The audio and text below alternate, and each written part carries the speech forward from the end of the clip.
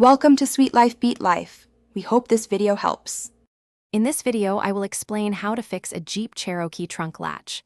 First, let's diagnose the problem.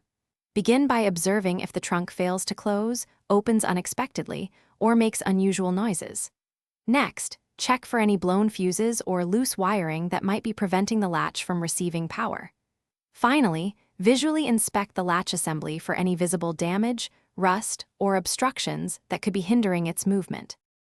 Once you've identified the issue, sometimes a simple fix is all that's needed.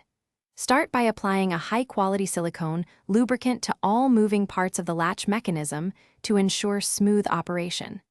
If the trunk isn't closing properly, try adjusting the striker plate on the trunk lid. A slight repositioning can make a big difference. Also, check and tighten any loose mounting bolts on the latch assembly itself. If basic adjustments don't resolve the problem, you might need to replace some components. Always disconnect your vehicle's battery before starting any electrical work for safety.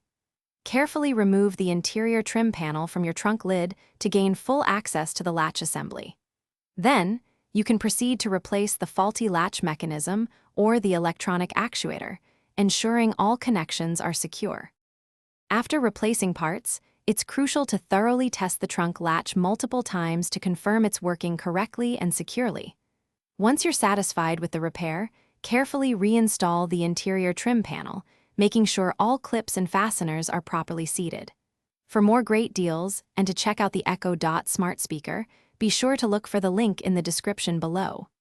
Thanks for watching. Thanks for watching. Consider subscribing if we helped you.